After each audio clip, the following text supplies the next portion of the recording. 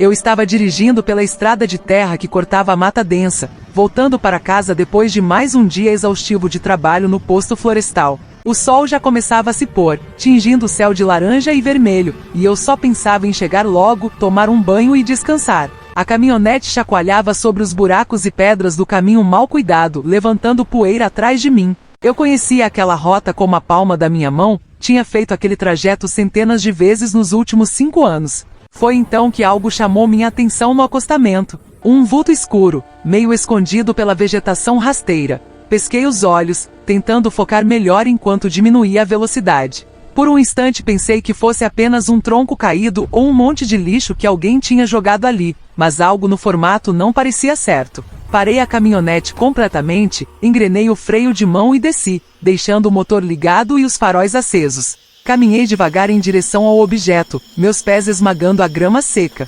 Quanto mais perto eu chegava, mais meu estômago se apertava com um pressentimento ruim. Então vi. Era um pneu velho de trator, daqueles enormes, meio enterrado no chão e coberto de musgo e folhas secas. Mas não era o pneu que havia chamado minha atenção. Dentro dele, enroscado de uma forma que parecia impossível, estava um animal. Meu coração disparou quando reconheci as manchas douradas e pretas. Era uma onça. Uma onça pintada adulta e, pela aparência, uma fêmea. Ela estava ali, os olhos semicerrados, a respiração ofegante e irregular. Podia ver as costelas salientes sob a pelagem manchada. O animal estava preso, o corpo contorcido de uma maneira terrível dentro daquele pneu que funcionava como uma armadilha mortal. Me aproximei mais com cuidado, meu treinamento me dizendo para manter distância de um predador selvagem, mas minha humanidade me puxando para frente. A onça me viu, mas mal reagiu. Não tinha energia nem para rosnar. Seus olhos amarelos me fitaram com uma mistura de desespero e resignação que nunca vou esquecer. Aquele olhar me atingiu como um soco no estômago. Peguei meu celular tremendo, mas é claro que não tinha sinal. Nunca tinha naquela parte da estrada. Olhei ao redor, sentindo o pânico começar a subir pela minha garganta. Estava sozinho, já era quase noite, e tinha uma onça morrendo na minha frente. Voltei correndo para a caminhonete e peguei minha garrafa de água. Não sabia se era a coisa certa a fazer, mas não conseguia simplesmente deixar o animal ali. Me aproximei novamente, agora ainda mais devagar. A onça nem se mexeu quando me ajoelhei ao lado do pneu, despejei um pouco de água na minha mão e estendi em direção ao focinho dela. Por um momento nada aconteceu. Então, lentamente, a língua áspera da onça tocou minha palma, lambendo a água com uma sede desesperada. Repeti o processo várias vezes, minha mão tremendo cada vez que aquela língua poderosa tocava minha pele. Examinei melhor a situação.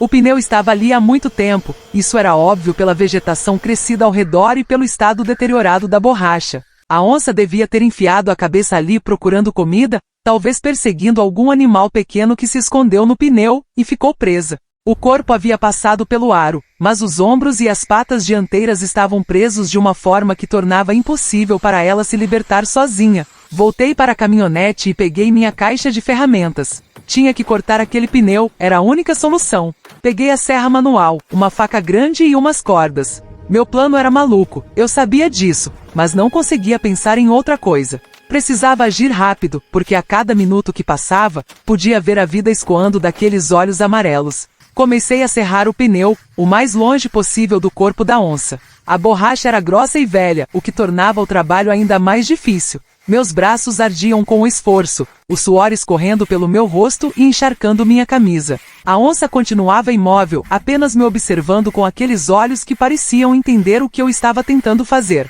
Levei quase 1 hora para fazer o primeiro corte completo. A noite já tinha caído completamente, e eu trabalhava apenas com a luz dos faróis da caminhonete. Os sons da floresta ao redor pareciam mais altos no escuro, cada rangido de galho me fazendo olhar nervoso por cima do ombro. Comecei o segundo corte do outro lado do pneu, minhas mãos formando bolhas que logo estouraram, deixando a pele em carne viva. Finalmente, depois do que pareceu uma eternidade, o pneu cedeu. Consegui abrir uma fenda grande o suficiente. Amarrei as cordas nas duas extremidades da abertura que havia criado, e usando a caminhonete como ponto de apoio, consegui forçar o pneu a se abrir ainda mais. A onça deu um gemido baixo quando o pneu se moveu, e por um momento terrível, pensei que tinha machucado o animal ainda mais. Parei, respirando pesado, e observei. A onça começou a se mexer, devagar, muito devagar. Primeiro uma pata dianteira, depois a outra.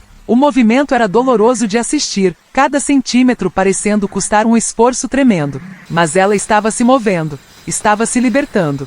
Recuei, dando espaço para o animal. A onça finalmente conseguiu sair completamente do pneu e desabou no chão, exausta. Ficou ali deitada, os flancos subindo e descendo rapidamente. Peguei mais água e coloquei num recipiente improvisado perto dela. Também tinha algumas barras de proteína na caminhonete. Não era comida apropriada para uma onça, mas era melhor que nada. Deixei tudo ali perto e me afastei. Sentei na caminhonete com a porta aberta, apenas observando. A onça bebeu mais água, lambeu um pouco a barra de proteína, mas não comeu. Ela ficou ali por quase 2 horas, recuperando as forças, e eu fiquei ali com ela como se fosse um guardião silencioso. Em algum momento nossos olhares se encontraram novamente, e juro que vi algo diferente naqueles olhos amarelos. Não era mais desespero.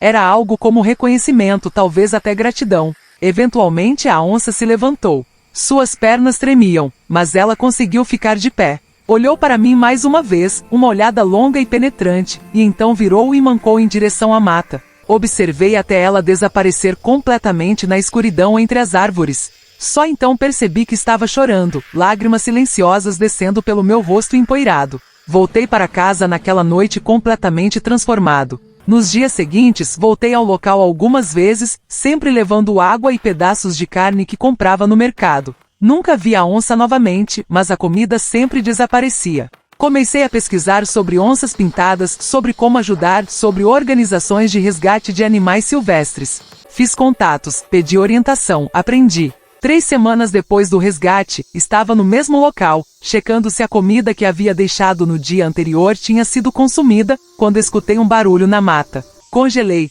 todos os meus instintos gritando perigo. E então ela apareceu. A mesma onça, tinha certeza pelas marcas específicas na sua pelagem. Mas não estava sozinha. 3 filhotes cambaleantes a seguiam, suas patinhas mal coordenadas tropeçando em raízes e pedras. A onça me olhou e naquele momento entendi tudo. Ela estava grávida quando ficou presa. Tinha sobrevivido àquele inferno não apenas por si mesma, mas pelos filhotes que carregava. Depois que a libertei, ela deu à luz em algum lugar seguro na floresta e agora, recuperada o suficiente, havia voltado. Ela se sentou a uma distância segura, os filhotes brincando ao seu redor, cambaleando e mordiscando uns aos outros. Ficamos ali, humano e onça, por vários minutos, apenas existindo no mesmo espaço, compartilhando aquele momento extraordinário. Então ela chamou os filhotes com um som baixo na garganta, e todos desapareceram de volta na floresta. Continuei deixando comida ali por mais algumas semanas, até que parou de desaparecer. Soube então que ela não precisava mais de mim. Estava forte novamente, capaz de caçar e cuidar de seus filhotes sozinha. A vida tinha retornado ao normal, ou pelo menos a uma nova versão do normal. Um mês depois, fui transferido para outro posto florestal em uma região completamente diferente. Era uma promoção que eu vinha buscando há anos, mas aceitar significava me mudar e deixar aquela área para trás. Na minha última noite ali, fui até o local onde tinha encontrado a onça pela primeira vez. O pneu ainda estava lá, agora completamente aberto e inútil, um monumento estranho ao momento que mudou minha vida. Estava prestes a ir embora quando escutei um ronronar baixo, quase inaudível. Virei devagar e lá estava ela, sozinha desta vez, me observando da borda da mata. Ficamos nos olhando por um longo momento, 2 criaturas completamente diferentes, conectadas por uma experiência que nenhuma outra pessoa ou animal poderia entender completamente. Então aconteceu algo que nunca contei para ninguém porque sabia que não acreditariam. A onça deu um passo em minha direção, depois outro, e outro. Meu coração batia tão forte que parecia que ia sair do peito, mas não me movi. Ela parou a apenas 2 metros de distância, me estudando com aqueles olhos amarelos inteligentes. E então, lentamente, ela se deitou. Ali na minha frente, aquele predador majestoso se deitou e fechou os olhos por um breve momento, um gesto de confiança absoluta. Foi sua despedida, percebi. Seu jeito de dizer obrigada e adeus. Fiquei ali com lágrimas escorrendo livremente agora, testemunhando aquele momento impossível. Ela se levantou depois de alguns minutos, me deu uma última olhada e desapareceu na escuridão da floresta. Nunca mais a vi. 5 anos se passaram desde aquela noite. Construí uma carreira respeitável na conservação ambiental, trabalhei em vários projetos importantes, ajudei a salvar inúmeros animais. Mas nada, absolutamente nada, se compara àquele momento com a onça. Até que semana passada recebi uma ligação do meu antigo posto. Diziam que tinham algo para me mostrar, mas não queriam falar por telefone. Dirigi às 8 horas de volta até lá, minha curiosidade e uma estranha ansiedade crescendo a cada quilômetro. Me levaram até uma área de observação nova que tinham instalado na floresta. Câmeras de armadilha espalhadas para monitorar a vida selvagem. Me mostraram as gravações mais recentes e meu coração parou. Era ela. A mesma onça, eu reconheceria aquelas marcas em qualquer lugar. Mas agora estava maior, mais forte, claramente a matriarca de um território extenso. E não estava sozinha na filmagem. 9 onças apareciam regularmente naquelas câmeras. Ela, seus 3 filhotes originais já crescidos e 5 netos. Uma família inteira prosperando naquela floresta. Minha onça não tinha apenas sobrevivido, ela tinha prosperado, criado uma nova geração que agora criava suas próprias gerações. O guarda florestal que me mostrava as imagens comentou casualmente que aquela área tinha se tornado um ponto importante de reprodução de onças pintadas, algo crucial para a espécie ameaçada. Eles estavam considerando transformar a região em uma área de proteção permanente. Sorri, sentindo o peso e a beleza daquele ciclo. Uma vida salva tinha se multiplicado em muitas, e essas vidas estavam agora ajudando a salvar uma espécie inteira. Olhei para a tela onde a imagem estava congelada na onça que tinha resgatado há tantos anos, seus olhos amarelos brilhando na luz infravermelha da câmera. E sussurrei um obrigado silencioso para onde quer que ela estivesse naquela imensidão verde. Obrigado.